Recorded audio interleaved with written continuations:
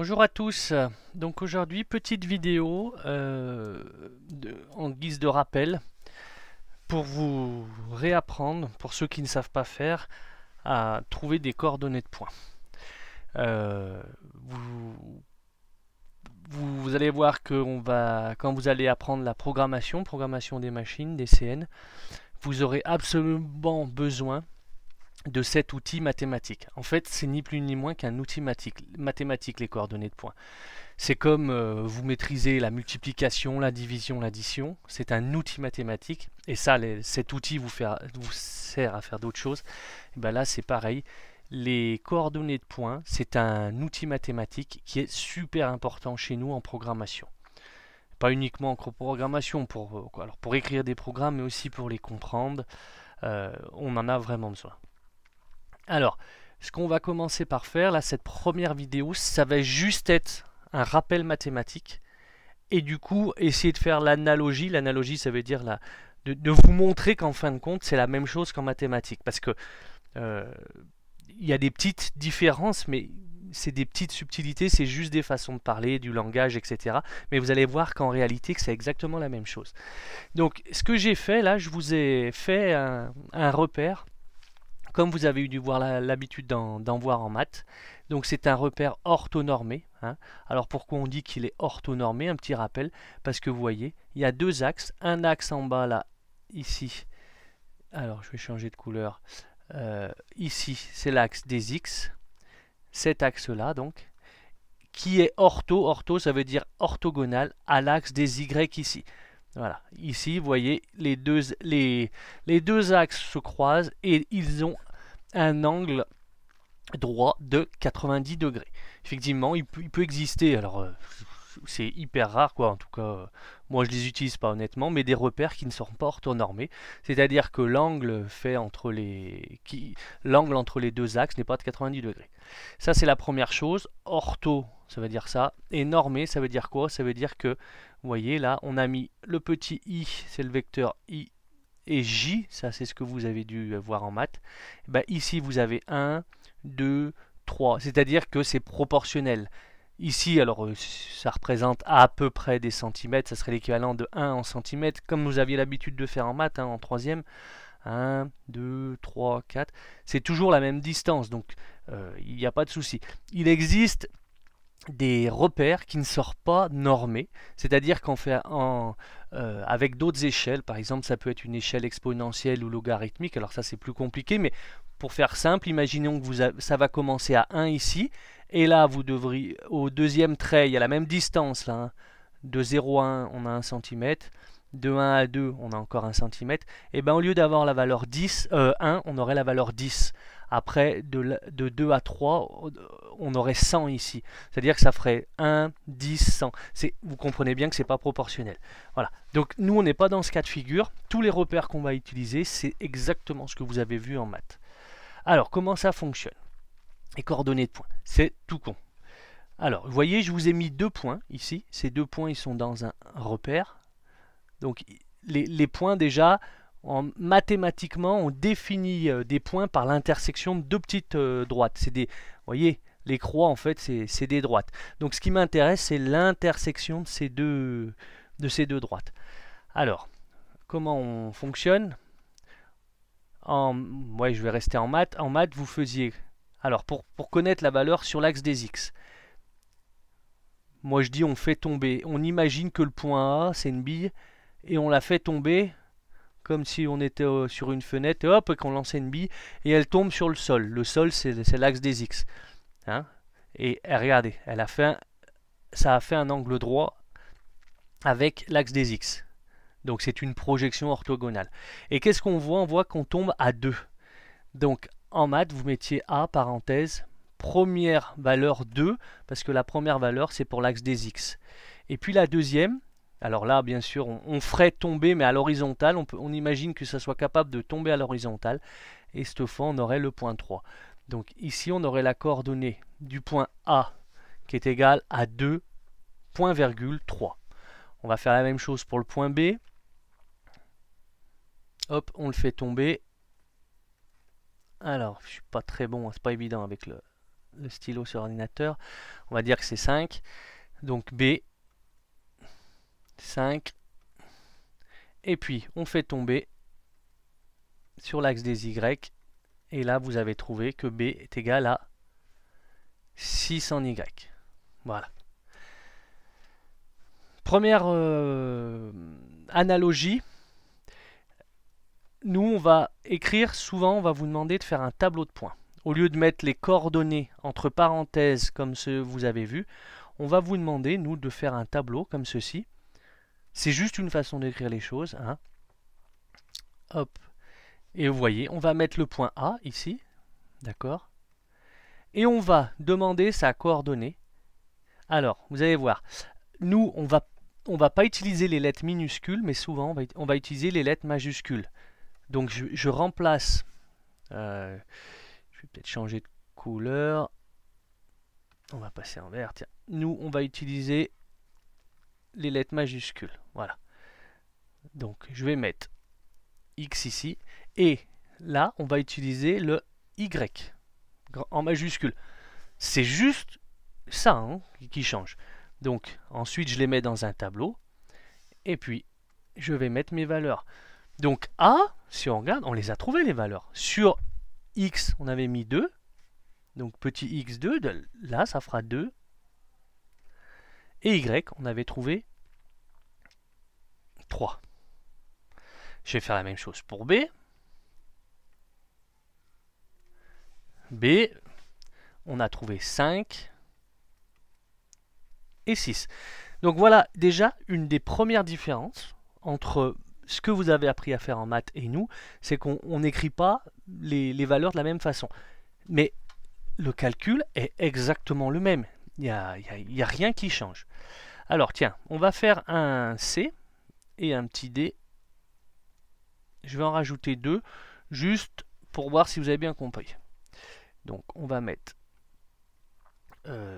ici, on va mettre le point C. Et là, on va mettre le point D ici. Donc C, je le fais tomber sur l'axe des X. Et j'obtiens, regardez, la valeur.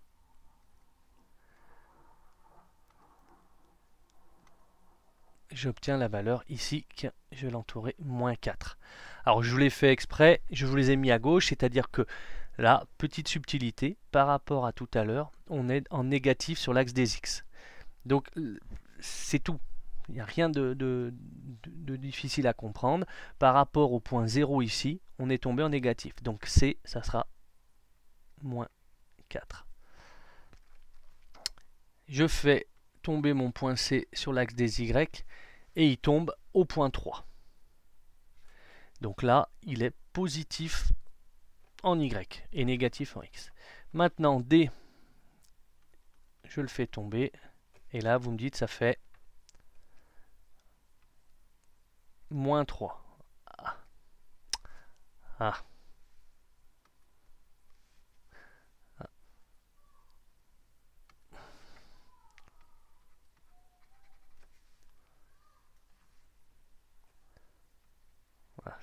Voilà, ça a barbouillé un peu. Bon, je vais le laisser, c'est pas évident. J'ai appuyé sur un bouton où il fallait pas avec le stylo. Hop, on va laisser comme ça. Donc c'est bien moins 3 ici. Je vais vous le remettre dans une couleur autre. Je vais vous le surligner. Je sais pas si on y voit mieux. Si c'est pas forcément mieux ce que j'ai fait. Le mieux est l'ennemi du bien. On va laisser comme c'était. Je vais repasser en noir. Et voilà, je vais retracer mon trait. Et j'ai moins 3. Donc ça c'est pour le X. Et le D, si je le fais tomber, alors il tombe un peu de travers, hein, je fais exprès. En fait, je veux arriver ici, je triche un peu, hein, vous avez bien compris. X, pas X, mon D, vous voyez, X parce que j'ai mis une croix, donc pour moi une croix ça fait penser au X. Donc mon D, il est tombé à moins 2. Voilà. Donc voilà. Là on est typiquement en mathématiques ce que vous faisiez, à la seule différence, c'est que vous mettiez les chiffres dans des parenthèses. Donc je peux le faire, hein, si vous voulez qu'on refasse l'analogie D, on pourrait écrire moins 3, moins 2. Et là, bah, on écrirait, alors j'aurais dû le mettre un peu plus haut, moins 4, 3. Donc ça, ce que je viens de faire, il faut absolument le comprendre. Et si vous ne comprenez pas, il faut relire la vidéo et il faut se refaire des entraînements. Quitte à aller voir sur Internet, je suis sûr qu'il y a d'autres professeurs, surtout en mathématiques, qui le font au niveau collège, les coordonnées de points. Il faut absolument le maîtriser. Vous ne pouvez pas vous payer le luxe de faire l'impasse de ça. Pas chez nous, pas en usinage. Si vous ne comprenez pas ça, si vous ne maîtrisez pas cet outil, vous allez pas réussir à comprendre ce que c'est que la programmation, vous allez galérer en permanence. Vous pourrez ni lire des programmes, vous pourrez pas lire des programmes, vous pourrez jamais prétendre un jour en faire. Honnêtement, vous pouvez pas faire l'impasse. Et si je peux vous donner un conseil, si vous comprenez pas, c'est des maths. Et les maths, tant qu'on comprend pas, c'est ah merde, on comprend pas, c'est chiant, etc. Et en fait, quand on a le déclic, ça vient d'un coup, et dès qu'on comprend, on se dit ah mais mince. Comment j'ai fait pour pas comprendre? Les maths, c'est binaire, c'est tout ou rien. Je m'explique. Si je vous dis 4 et 4, bah, vous dites, mais 4 et 4, ça fait 8. Oui, bah, vous le savez maintenant, vous savez compter. Mais il y a un jour, quand vous étiez petit, on vous disait 4 et 4, vous ne saviez pas compter. Et là, c'était compliqué, c'est pas évident. Bah, tant qu'on ne comprend pas, les maths, c'est ça. Après, une fois qu'on a compris, on se dit, mais comment j'ai fait pour pas pu comprendre? Donc voilà, moi je vous invite vraiment à vous battre là-dessus et à ne rien lâcher et à pas faire l'impasse. Voilà. Donc j'arrête pour la comparaison mathématique avec l'analogie avec ce que vous avez pu voir au collège. Maintenant qu'on a cet outil, on va prendre un autre exemple. Donc là, je vais vous prendre une autre feuille et vous voyez. Donc j'ai ici un repère. Donc déjà, nous, le repère, vous voyez, tout à l'heure, c'était un O avec un I, J, avec l'axe des X et Y qui montent, des petites lettres. Et bien nous, regardez, on met grand X et grand Y. Alors, on peut indiquer le sens plus. Là, je ne l'ai pas fait, mais on va l'indiquer. D'accord? On indique. Et puis le centre du repère, nous, il est symbolisé, vous avez vu, là je vais vous le refaire, par ce rond. Comme ça. Dedans, on fait un croisillon, puis on barre deux des quarts de cercle. Voilà, des camemberts. Ça, chez nous, c'est le symbole des origines dans l'usinage. Ça peut être l'origine programme. Alors là, quand on fait de la programmation, qu'on calcule les coordonnées de points, ça sera toujours le symbole de l'origine programme, puisque nous, on va travailler avec cette origine, qui est le référentiel de la programmation. Mais après, ça peut être aussi le même symbole d'un origine pièce, l'origine machine, origine porte-pièce. Mais dans ce cas-là, en général, ils sont spécifiés. On met ce symbole et on met le nom de l'origine à côté. Voilà. Allez. Donc, on va recontinuer pour l'analogie. On va refaire un point ici. Je vais en faire un autre ici.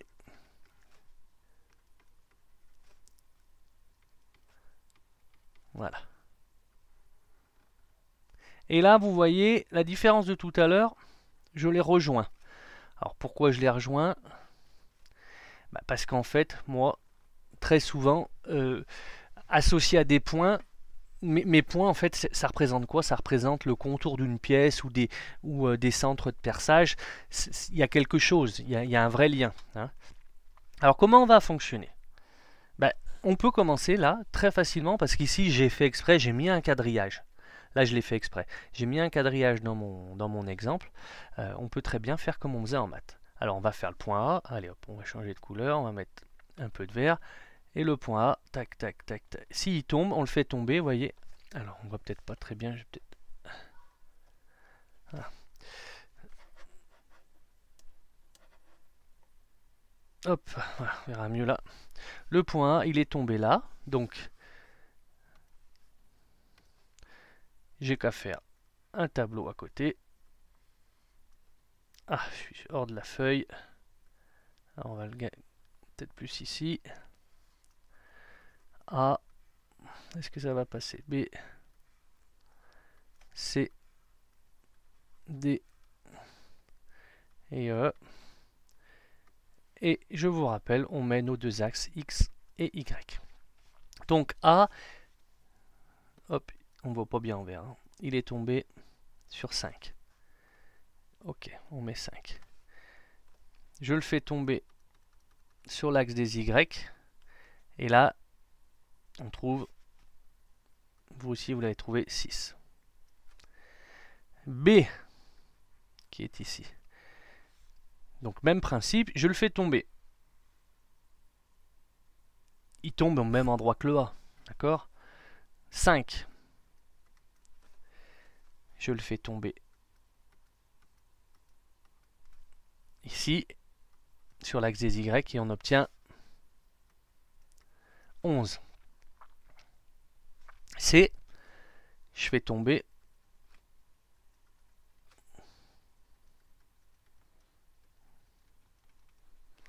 et on trouve 6. Je fais tomber de la même façon et on trouve 12. Alors, D et E, je ne vais pas les faire tomber. On va le faire dans notre tête tous, on regarde. Et hop, je le vois, il va tomber. Vous allez trouver à 11, bien entendu. D, sur l'axe des Y, il tombe horizontalement au même endroit que l'autre, que C. Donc, il est aussi à 12. Et E tombe au même endroit que D. Et sur l'axe des Y tombe au même endroit que A. Donc on a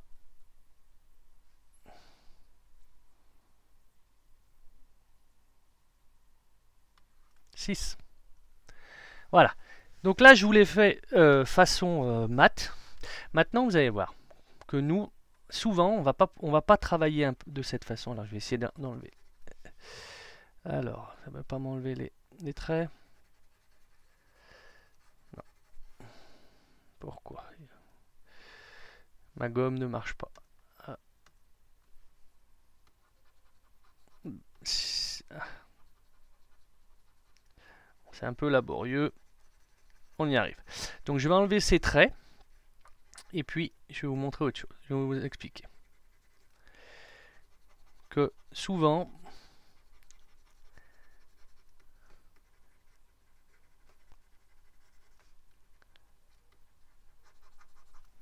voilà. Alors, comment ça va se passer? Nous, là c'est le contour d'une pièce et vous allez travailler à partir d'un plan d'une pièce. Ça, vous l'avez vu en construction, vous avez des plans et sur ces plans, vous retrouvez des cotes. Alors par contre, par exemple, là je vais faire une cote. Ça va être marqué comme ça sur votre plan avec une cote. Alors là, alors j'aurais dû la mettre en dessus, mais j'avais pas beaucoup de place. Voilà, on va se retrouver avec des choses comme ceci.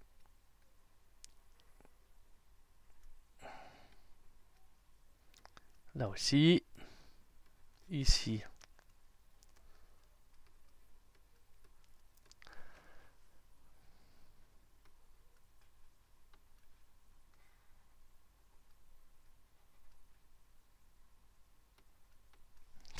Voilà. Et puis là, ça peut très bien être marqué 1 fois 45. Voilà. On va plus se retrouver avec ça. Alors, là, on est dans un repère, il y a un quadrillage. Mais en réalité, sur votre plan, vous n'avez pas de quadrillage. Alors, en plus, si vraiment on voulait être rigoureux, on coterait le début de la pièce par rapport à l'origine. En réalité, si on était en programmation, l'origine ne se retrouverait pas là décalée, mais plutôt sur la pièce. On choisirait de le mettre sur la pièce. Mais tant pis, on va dire que ça a été coté comme ça. Imaginons qu'on vous donne ce plan et qu'on vous dise que l'origine est à... Donc là, il va être à 5. Vous voyez, on cote là. Et puis de la même façon, on va coter. Alors là, je vois plus rien. On va vous donner des cotes. Voilà. Ce que je veux vous montrer, c'est qu'en fait, vous allez avoir des cotes comme ceci. Et du coup, c'est la même chose. Il va falloir trouver nos coordonnées de points, mais grâce à des cotes. Alors là, vous allez me dire, ah, mais c'est facile, on les a, les coordonnées de points, elles sont là. Elles sont ici. Oui, elles sont ici, mais là, on a un quadrillage. Donc, ça a simplifié les choses. On a pu compter avec les carreaux. Mais quand vous aurez un plan, vous n'aurez pas de quadrillage. Mais alors, comment on va faire? Ben, par exemple, A, vous voyez, on va utiliser les cotes. A, on va dire sur l'axe des X. Si je le fais tomber, c'est toujours la même chose. Là, par contre, c'est la même chose, on le fera tomber, il va tomber ici. Alors, on n'aura pas ça décrit, hein, on n'aura pas le quadrillage, ça je l'enlève, on les aura pas. Donc, on va utiliser cette cote, 5, puisqu'on sait que A, il tombe, on va l'appeler A', tiens, celui qui tombe, A, il tombe en A', ben, on a coté que cette distance-là, entre le repère, le centre du repère ici, et notre A', on a 5, donc on va mettre 5. De la même façon, A', il va tomber ici en A, on va l'appeler A seconde. Ben, quelle est la valeur de A seconde ici, jusqu'au repère ici, au centre du repère? Et ben, on va aller lire la cote qui est ici. Vous voyez, on lit les cotes. Voilà, c'est comme ça qu'on va trouver. Donc du coup, après, par exemple, si on prend E, ça va être quoi? Ça va être, on va le faire tomber en E', ici, mais c'est la distance entre ici, c'est toute cette valeur-là, de là à là. Et là, vous allez me dire, mais ouais, mais monsieur, il n'y a pas la cote, on n'a pas cette valeur entre l'origine ici et ma cote E'. Oui, on l'a pas. Par contre, on a la distance d'entre A et E, ici, et la distance entre A et l'origine. Donc 6 et 5, 11. On va plus fonctionner, nous, du coup, par addition comme ça. Voilà. Honnêtement, c'est les seules différences. Alors on va y prendre un exemple. Je vais vous montrer, on va prendre un exemple. On va travailler sur cette fois quelque chose qui ressemble un peu plus à une pièce chez nous. Alors, on va attaquer par... alors, vous voyez, notre repère, il est là.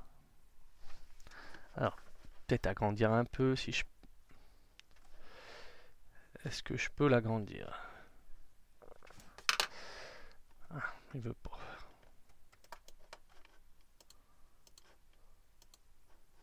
Non. Bon. Il veut pas m'agrandir. Bon, et ben, tant pis, on va travailler comme ça. Alors, par contre, là. Alors, ici, on a placé le repère. Vous voyez? Alors, ici, tiens, si je mets ça, c'est X- dans ce sens. Et Y- qui descend en bas. Ah, j'ai mis plus. Là, c'est un moins. Là, c'est plus. Là, c'est plus. Alors, on y va. On a mis, vous voyez, des petits ronds marqués 2, 3, 4, 5. C'est les points. Vous voyez, 2, 3, 4, 5. Et puis, comme tout à l'heure c'était des lettres. Là, c'est des chiffres. On a le droit, hein, c'est pareil. Et puis, par contre, on retrouve nos lettres X, Y, A, puis Z. Alors là, on a mis un autre.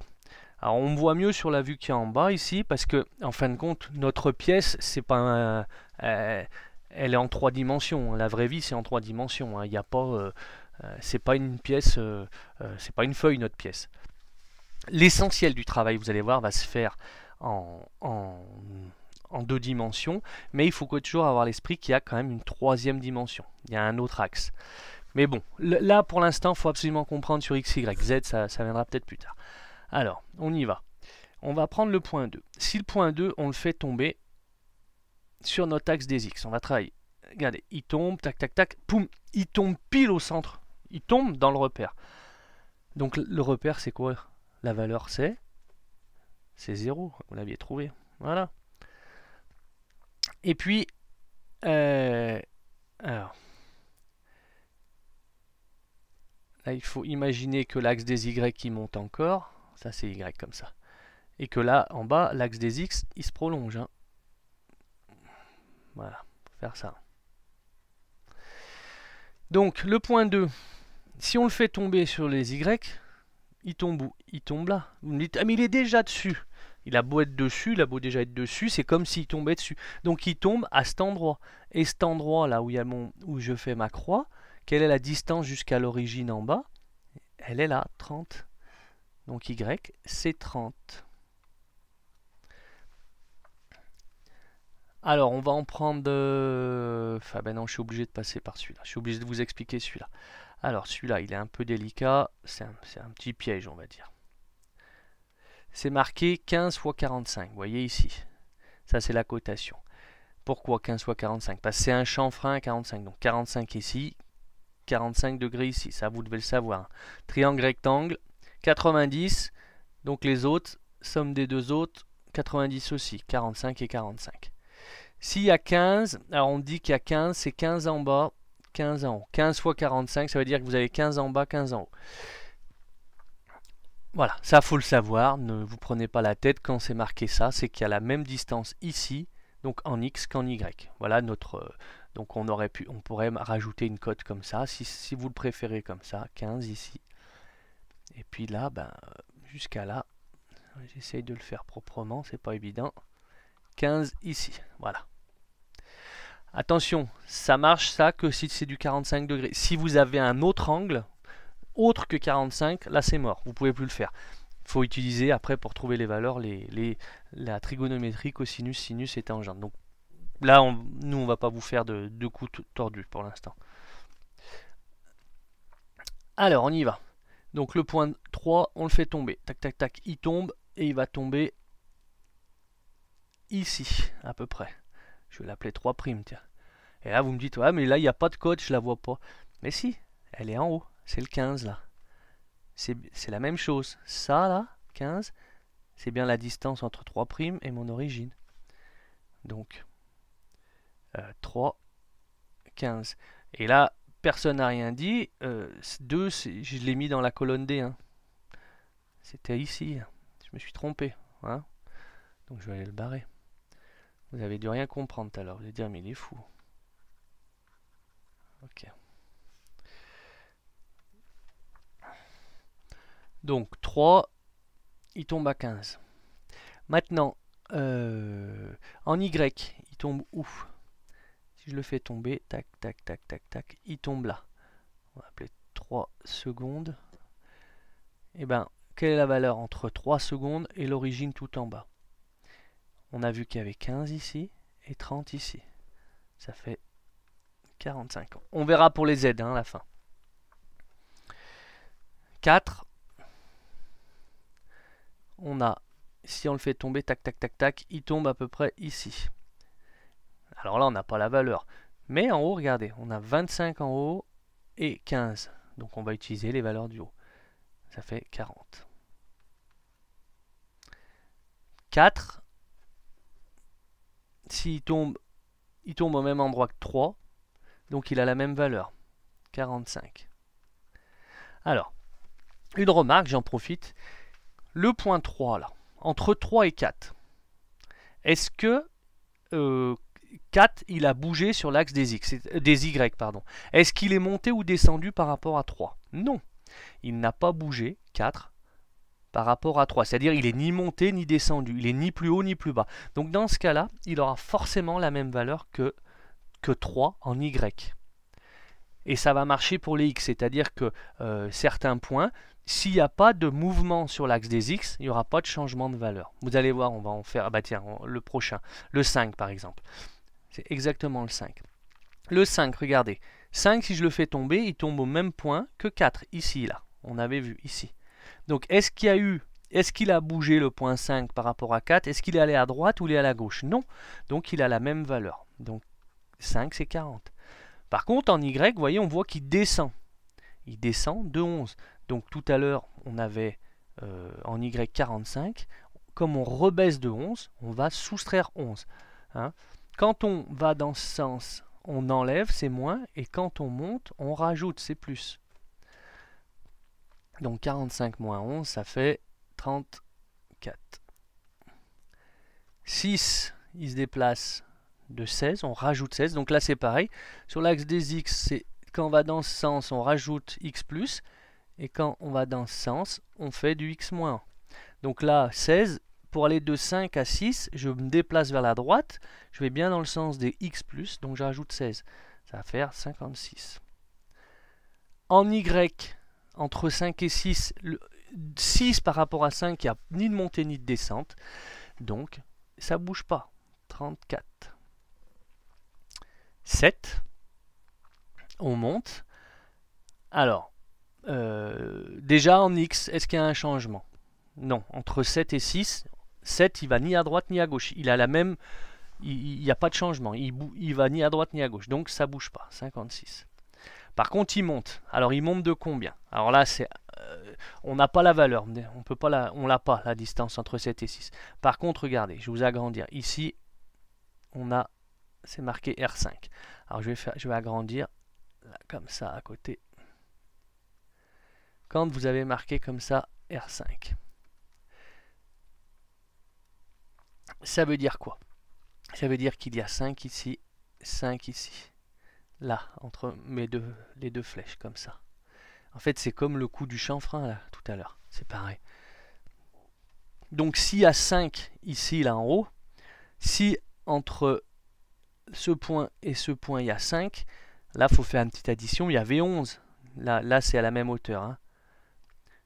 8, vous voyez, le point haut, là, il y a entre le point 8 et le point en bas, là, ici, il y a 11, là. Hein. On ne l'a pas réécrit de ce côté parce qu'elle est écrite de l'autre côté. Donc, ici, entre 7 et 6, il y aura 11 moins 5, c'est-à-dire 6. Donc, en Y, on va remonter de 6. On va passer à 40. 8. Alors, 8, vous voyez, il y a un mouvement sur les deux axes. De 5. 5 à droite et 5 en montée. 5 à droite, ça fait 61 et 45. 9. 9, est-ce qu'il y a un mouvement sur l'axe des Y? 9 par rapport à 8, il ne monte pas, il ne descend pas. Donc on peut laisser 45. Alors au niveau de l'écriture, des fois dans les tableaux, moi je mets deux petits traits comme ça. Ça veut dire que c'est la même valeur. En 9, ça veut dire qu'il faut lire 45. Donc 9. En X par contre, on se décale de 24 à droite. C'est positif. Donc 61 et 24, ça fait 85. Alors, 10. Alors 10, attention, c'est pas comme tout à l'heure 15 fois 45 degrés. C'est-à-dire que là, on ne vous spécifie pas les degrés. Par contre, on vous dit ça descend de 11 et ça se décale de 8. Donc n'allez pas dire 11 de chaque côté ou 8 de chaque côté. Il y a les valeurs pour descendre et pour aller à droite. Donc on descend de 11, on était à 45. Ça fait 34. Et on se décale de 8, on était à 85. On arrive à 93. Ensuite, là on n'a pas la valeur entre 10 et 11. En X, parce que en Y, regardez, est-ce que 11 monte ou descend? Non. Donc, pareil, même valeur, c'est 34. Pour X, est-ce qu'on l'a? Non, on ne sait pas. Mais regardez, ce qu'on a, c'est qu'on a la valeur totale. On a 105 en bas. On sait que du départ de l'origine jusqu'au bout de la pièce, on a 105. Comme on a un R5 ici, ça veut dire, vous vous rappelez maintenant, ça veut dire qu'il y a 5 et 5. Donc 105, si cette fois, vous voyez, là on est à 105 pour le point 12, ça veut dire que le point 11, pour aller de 12 à 11, on va à gauche, donc on recule, donc on enlève 5. Donc on est à 100. 105 moins 5, ça fait 100. 12, 12 on vient de le trouver, il est marqué, c'est 105. 105 en X. Et en Y, 12, vous voyez, hop, il descend de 5 à cause du rayon. Donc on était à 34, moins 5, on est à 29. 13. 13, il n'y a pas de mouvement en X. Elle ne va pas plus à droite ou à gauche, donc c'est 105. Par contre, on redescend de 10 encore. On va à 19. 14. 14, on recule de 12 en X. 105 moins 12, ça fait 93. Et en Y, il n'y a pas de mouvement. Ensuite, 15. Alors 15, il faut réutiliser ça. 10 ici et 10 là, parce que c'est marqué rayon de 10. Ça veut dire qu'en X, on était à 93.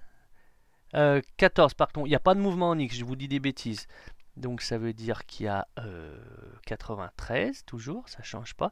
Et on va utiliser pour le Y, on sait que 10, 10. Donc c'est 10, c'est de là à là. Donc de 15 à l'origine, c'est 10. On est à 10 maintenant. Voilà. 16, en X, il recule de 10. Donc il est à 83. Et par contre, sur l'axe des Y, il est là à 16. Si on le fait tomber, il tombe sur l'origine. Donc il est à 0. On est revenu au point à 0 en Y. 17, on recule jusqu'ici. Alors là, c'est pareil. On n'a pas de valeur entre 17 et 16. Par contre, on a la valeur entre 18 et l'origine. Et après, on a un rayon de 12. Qu'est-ce que ça veut dire s'il y a 12? Je le fais le schéma. 12 ici, 12 là, 12 là. Attention, là, c'est un demi-cercle. C'est 2 quarts de cercle. Hein. Tout à l'heure, c'était un quart de cercle. Là, c'est 2 quarts de cercle. Donc, on a 12 en haut, mais 12 en bas, plus 12. Donc, le X pour 17, c'est 30 plus 12 plus 12. Ce qui a fait 54. En Y, il n'y a pas de mouvement. 18, eh ben, on a directement la cote en X, elle est à 30. Et en Y, on n'a pas de mouvement, on est à 0. Voilà, on a fait tous les XY, sauf le premier point, je me le gardais pour la fin. Pourquoi? Parce que déjà, il n'est pas marqué, donc vous ne pouviez pas l'inventer. 1, il est là, il est oublié. 1, c'est le point de l'origine. Donc, quelles sont les valeurs sur l'origine? Ben, c'est 0, 0, ça c'est facile. Alors, pour les Z, il nous manque des informations, vous voyez, parce que, en fait, là, cette vue sur laquelle on a travaillé, il y a l'axe XY, mais il n'y a pas l'axe des Z. L'axe des Z, il faut aller voir sur la vue qui est dessinée ici, là, et là, on voit qu'on a l'axe Y qui monte et le Z. Donc là, on peut travailler. Il nous manque encore une info, c'est quoi? C'est qu'en fait, on ne nous a pas représenté où étaient les points. Par exemple, on va dire que le point 1 est là, donc du coup, le point 2 est là, 3, voilà. Et ça a son importance. Parce qu'en réalité, quelle est la valeur de 1, 2 et 3 par rapport à Z? Donc Z, cette fois, là, si on fait tomber 1 sur l'axe des Z, ça donne cette valeur. On veut la valeur entre là et là. Et c'est 10, on l'a vu en haut. Donc le point 1, il sera à 10. Le point 2 à 10, le point 3 à 10. Et en réalité, Z, comme on fait, là ce qui nous intéresse, c'est de faire du contournage. On va dire que tous les autres points, ils n'ont pas été représentés, mais ils sont à 10. Ils ne changent pas. Donc voilà, on va mettre des petits traits pour tous les autres points. Voilà. Et là, vous avez trouvé les coordonnées de points d'une pièce en fraisage. Alors, on va passer au... Voilà, si vous avez compris ça, sincèrement, après c'est toujours la même chose. Ça sera toujours la même chose. Peut-être un jour il y aura plus de difficultés si on intègre la trigonométrie, mais sincèrement, c'est pas plus compliqué que ça. Ce que je vous invite à faire, cette feuille, moi bien sûr je peux vous la donner, vous l'avez, hein, c'est même si vous ne l'avez pas, c'est de cacher les résultats et d'essayer de le refaire tout seul. C'est super important. Ne vous dites pas je comprends pas, et ben tant pis je le ferai pas. Non, on ne peut pas se passer de ça. Il y a des choses dont on ne peut pas faire l'impasse de ça. Il faut absolument y arriver. Allez, maintenant le cas du tournage. Donc une petite pièce simple en tournage. Alors, là tout de suite on a mis un cas un peu particulier pour voir tout ce qui va être... c'est pas qui est vraiment particulier, vous allez voir, mais... Alors c'est quoi? C'est qu'on a mis deux origines, OP1 et OP2. Pourquoi? Parce que je vais vous expliquer ce que ça fait le changement d'origine. On va déjà travailler avec une origine, donc ici OP1, qui est ici. Voilà. Après, on mettra l'origine là et vous verrez, ça va changer des valeurs. Mais ça, on a le droit. Hein. Vous voyez, et du coup, ça va générer un tableau pour OP1 et un tableau pour OP2. Et on va voir la différence. Alors, ensuite, il y a une petite erreur sur le schéma. Parce que je ne vais pas vous embrouiller. Le X, il va monter en haut. Vous voyez. X plus, il monte. Z plus, il monte. Là, pareil. X plus, il monte. Et Z+, il part à droite. Alors la différence du fraisage, nous, on va pas travailler en tournage avec X et Y. On va travailler avec X et Z. Z, c'est l'axe de la broche. Et X, c'est l'axe du diamètre. Alors, j'en profite, vous voyez, X, c'est l'axe du diamètre. D'ailleurs, là, c'est marqué X, entre parenthèses, le symbole du diamètre. Alors, vous allez voir pourquoi, ce qui va se passer. On va prendre un point. Alors, lequel on va commencer, pas par les A, B, C, D, on va prendre le point D. Tiens, c'est peut-être, il est un peu plus facile que les autres. Donc, on va appliquer ce que je vous ai appris tout à l'heure. Et on va le faire tomber. Alors, je prolonge l'axe. On fait comme on fait d'habitude. On le fait tomber sur l'axe des Z. Donc, si on le fait tomber sur l'axe des Z ici, on veut lire la valeur en Z. C'est la distance entre là où il est tombé et l'origine. Et on regarde en haut, on a la valeur 30. On est en plus, donc c'est bien 30. Donc le D, c'est 30 en Z+. Voilà. Et puis, maintenant, je vais le faire tomber sur l'axe des X. L'axe des X, il est là. Donc, tac, tac, tac, tac, tac, tac, tac, tac. Ça tombe là. Et là, donc on va mesurer la distance entre l'origine ici et... Donc là, je vais le remettre là. L'origine ici et l'origine est là où il est tombé. Et on cherche cette valeur. Alors là, elle n'y est pas. Mais si vous me dites, si, on a la valeur. Regardez, c'est le diamètre. On a le diamètre. Donc, la valeur ici, c'est la moitié du diamètre. Donc, c'est la moitié de diamètre, c'est-à-dire la moitié de 70, 35. Donc, on devrait mathématiquement marquer 35. Mathématiquement, c'est juste. Sauf que nous, on ne va pas marquer 35. C'est pas qu'on n'aime pas s'embêter. Allez, ça marche toujours. C'est pas qu'on n'aime pas s'embêter, mais on va pas marquer 35. On va marquer quoi? On va marquer directement la valeur du diamètre. Voilà. Tout simplement parce que nos pièces, elles sont... les dessins que vous voyez, on cote au diamètre. À chaque fois que vous avez un dessin, qu'on vous donne un dessin, la valeur est au diamètre. Donc du coup, on va marquer la valeur au diamètre, et cette valeur, c'est ce que va nous demander la machine. En fait, elle va multiplier la valeur par 2 automatiquement. Il ne faut pas s'embêter à calculer au rayon.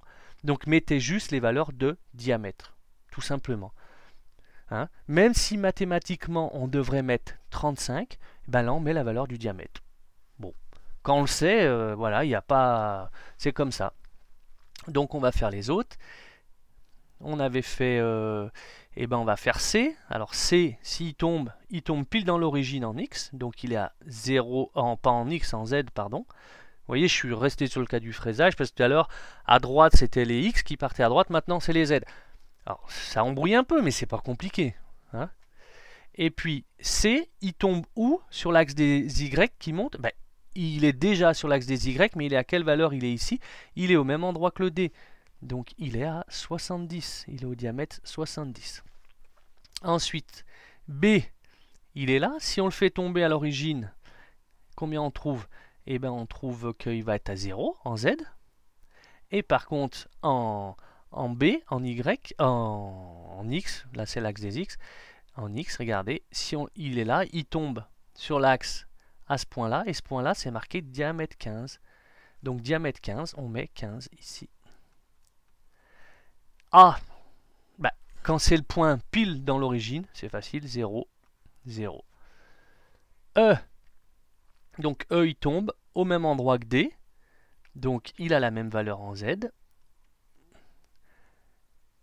Par contre, si je le fais tomber tac, tac, tac, tac, tac, tac, sur X, ici, là, quelle est sa valeur? Ah, là, j'ai pas de cote. Ah, mais si je regardais à côté, tiens, regardez, qu'est-ce qui est marqué? 50. Vous voyez, la cote, elles sont pas toutes à gauche, là. Hein. Des fois, il faut aller les chercher, faut voir où est la cote.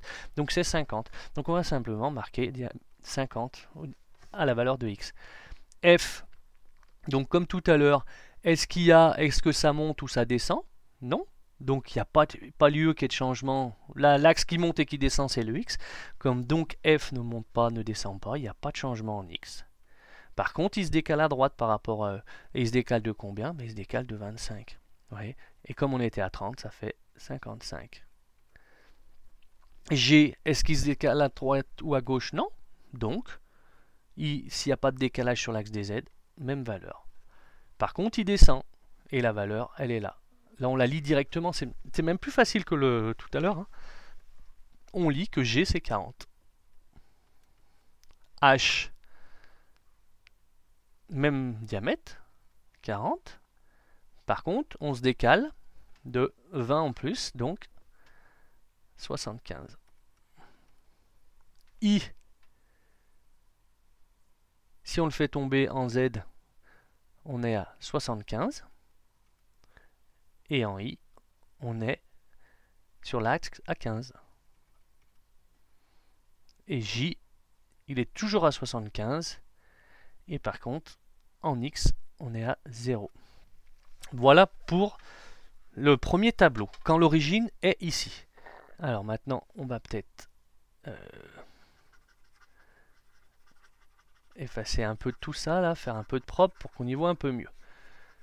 D'accord? Donc cette fois,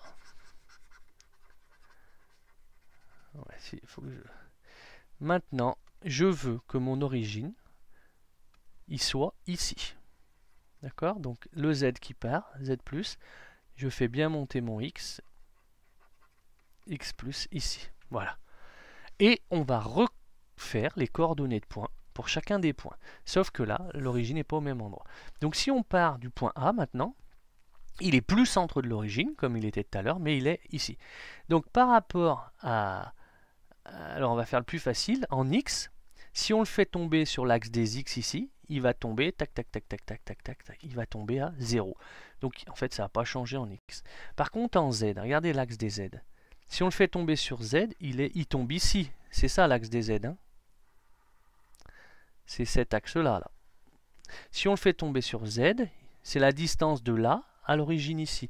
Donc toute la longueur de la pièce. Tout à l'heure, on l'a calculé. C'est 30 plus 25 plus 20. Donc vous allez me dire, ah ben c'est 75. Oui, c'est 75. Mais attention, l'origine est là. Le Z+ est là. C'est-à-dire que ici, c'est 1, 2, 3, 4, 5, 1. Et là, c'est moins 1, moins 2, moins 3, etc. Moins, moins, moins. Donc là, c'est moins 75. N'oubliez pas le moins 75. Sinon, c'est tout faux.